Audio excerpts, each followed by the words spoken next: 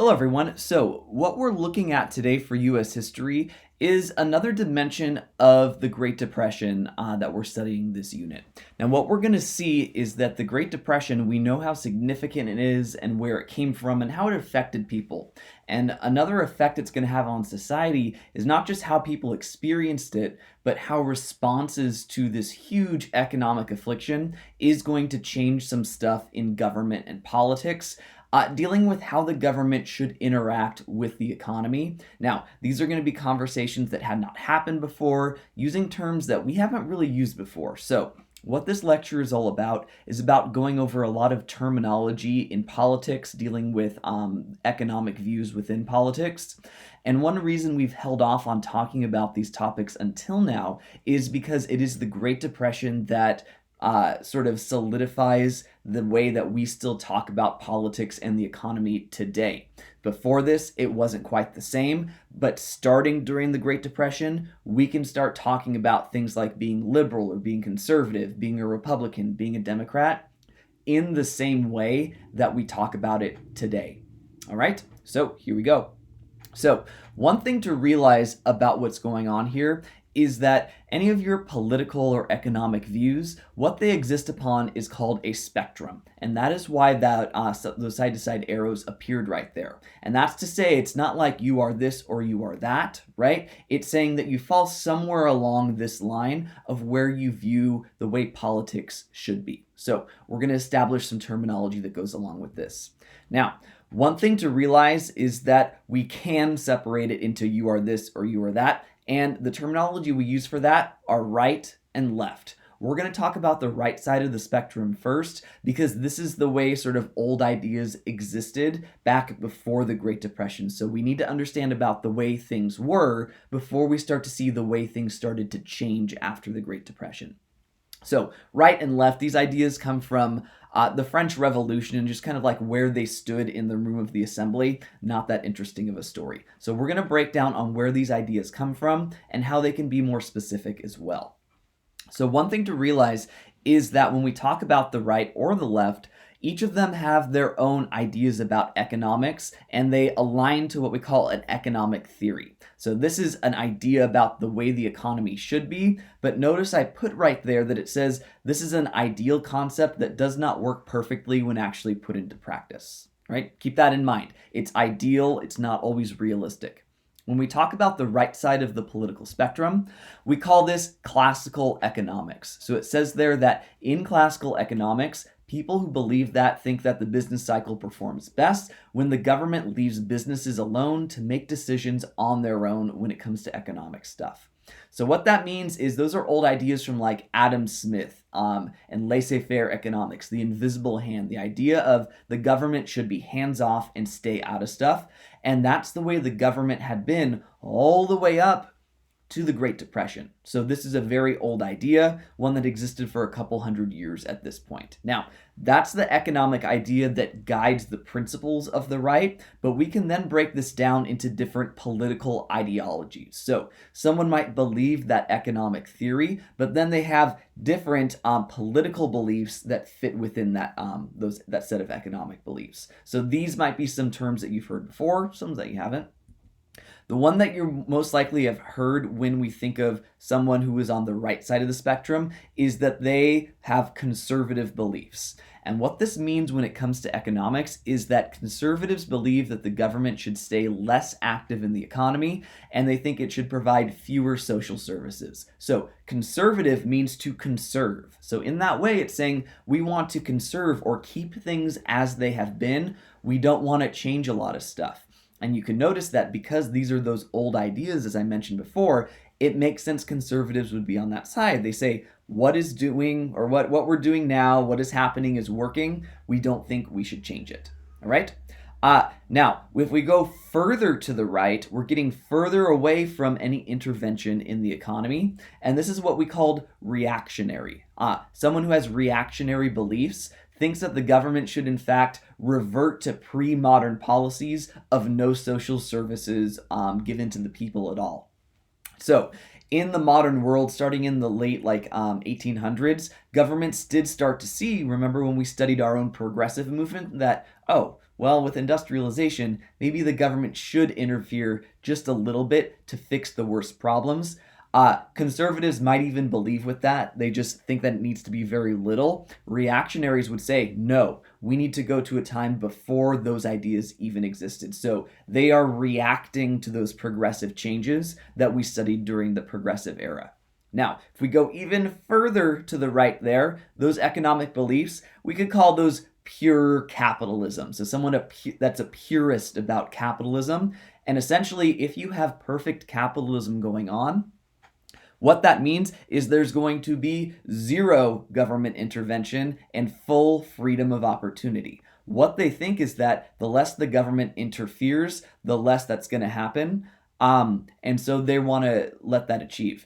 So, where was I? Pure capitalism. So when we're talking about that, essentially what we're saying is those classical economic theory going into practice. So no government intervention, which means there's freedom for people to do whatever they want in the economy, which you can see is the way things used to be, and so what conservatives and people on the right would probably want. All right, so moving forward, we're going to summarize that and say, what do people on the right think the economic role of the government should be? Well, they would say that there need to be lower taxes on everyone, especially the wealthy and businesses, because they think there should be fewer governmental programs. So some, like conservatives, would say just fewer government programs. Reactionaries and capitalists would say no programs at all, right? They don't want the government involved at all. But what all the right has in common is they don't really want the government involved in the economy and helping out the average person. They say that person should figure things out for themselves. All right, so we've got the right side done. Let's go ahead and move over to the left side, right? So I already told you that terminology comes from the French Revolution. These were the people that were pushing for not keeping things the same, but changing things more quickly. So we're going to follow the same process that we did for the other side. So revisiting the economic theory that the left would believe in. And the main one here is something that came about in the late 1800s and early 1900s after industrialization. Now, industrialization had changed so much about the way the economy and the way that the world worked. And so there was a political or economic theorist named John Maynard Keynes. That's where that word Keynesian comes from. And what he said is when he studied economics is that when you just leave everything in that classical economic way, laissez-faire, businesses do what they want, you have eras of a lot of growth, but then you can have recessions and depressions as well. His theory was that if the government intervenes in the right sectors, then you're not going to have as extreme expansions or extreme recessions or depressions. So his idea was that the government should have more regulations on businesses, and that's going to make it so that when recessions happen, they're not as bad. But notice there, part of this economic theory is that the government makes rules and limitations upon businesses, which of course you can see the right side of the spectrum would not want happening. So that's why it's on the other side of the spectrum. All right. Just like the right, the left can be broken down into different political ideologies, even though they all have this general belief in government intervention in the economy. The one you're probably most familiar with is liberals, right? The opposite of conservatives. And what liberals believe is that the government should become more active in the economy to provide more social services. The way liberals view things is that if they see problems in society, they think that the government is really the ideal thing to do something about it, right? The government is the thing that governs society. So if there's a social problem, they want the government to fix things. They don't want the average person or private businesses or charities to fix stuff, right? They say if the government manages everything, then why can't the government manage the problems our society is facing? So notice conservatives are saying government stay out of it. The liberals are saying maybe the government should be involved in it if things get bad enough. Now, if we go further to the left, we get the word socialist, right? Realize liberals and socialists are not the same thing. What socialists want is a lot more intervention. If liberals are saying in general the government should be active, socialists are saying the government should control all major industries. Socialists would say industrialization in the modern world has created a world of haves and have-nots, of extreme class differences between the ruling class and the working class. And what they say is that this happened because of very few people got very wealthy from their businesses. They started under capitalism, and it resulted in this huge working class that has no way to compete. So, ideas of socialism came about in the late 1800s, the same time period as, like, remember the progressive movement and communism and all these political ideas. So, socialism is a response to capitalism, trying to say capitalism isn't working for everyone. Okay, so the government might take over certain industries like, I don't know, like transportation with trains. They might take over ones that use major resources like coal or oil that were common at this time. The average person could still own their business, but if your business controlled a huge amount of the economy, the government would just take control of it. That's socialism. Now, you can kind of guess what's further to the left right there because it's getting more and more red, right? And when we think red, we think communism. So, if we go further to the left, we do get to communism, and essentially communists would say that they want to outlaw private property because they want to achieve full equality of condition. They look at capitalism on the other side and say it creates inequality. Yes, there's freedom, but can you really be free if there's no way for you to advance forward? What communists would say is they want to have a violent revolution. Then they would replace the government with rule by the people, and then that would result in forcing equality on everyone. Now, the overall condition might be lower than what you could achieve under capitalism, but they say that's better because more people have a generally better condition. So notice, capitalism and communism are on opposite sides of the spectrum, but there's many different ideas that lead toward the middle. So when we talk about a spectrum, it's not, remember, that you're this or you're that. Chances are you're somewhere more towards the middle or somewhere between there as well. So the next thing we need to look at, little spinny boy there, is overall, what do people on the left want to happen with the economic role of the government? People on the left would say, well, how do they achieve all this stuff? Well, the opposite of what we saw on the right. Higher taxes on the wealthy and businesses so that there can be more government programs. So notice, the left is about larger government with higher taxes to spend more. The right, the opposite, is about lower taxes because they don't believe that government programs should exist in the first place. So notice that they're on opposite sides, but they still kind of balance out in the end, just having more, needing to collect more money to spend more, collecting less money to spend less. All right, so we've got most of that stuff right there, but there's a couple more things I want to go over before we finish up. One of these things is that you probably asked yourself, okay, he used all this new terminology. We're the Democrats and Republicans. When I think of modern American politics, that's what I think of.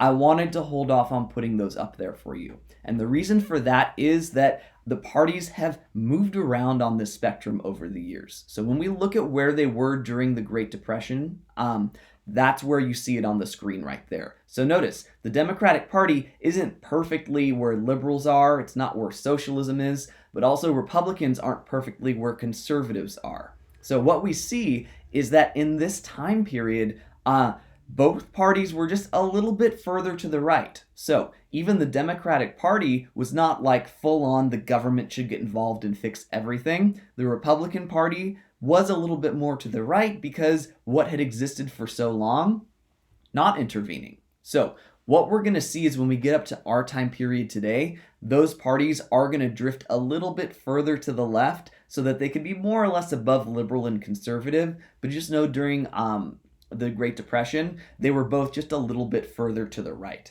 So just keep that in mind.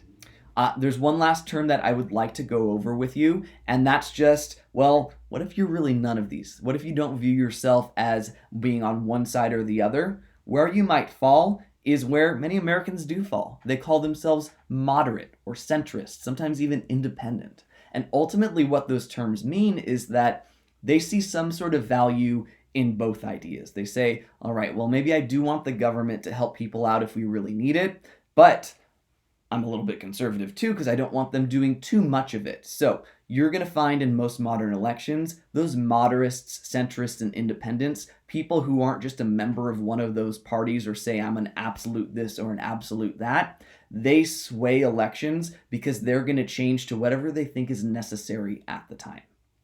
All right, so you've got all this stuff up there. I know it's a lot of ideas, but keep this in mind. We need to establish what politics and points of view on the economy were at the time, because what we're going to get to next is a dramatic shift in the role that the government played in the economy.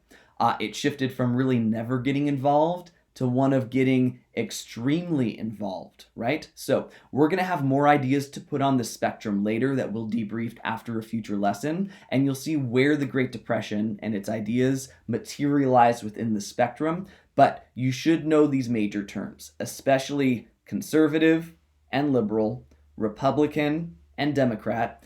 And I would say it's also helpful to know classical economics versus Keynesian economics. So, the big economic theories, the big terminology for what people's political ideas are, and which party they would be a member of, therefore. And we'll see those other ideas that I didn't mention at the very end, kind of like sprinkled across the unit, but not as important as those major ones that I just mentioned. All right, folks, thank you for watching. Hope you got something out of it, and I'll see you later. Bye.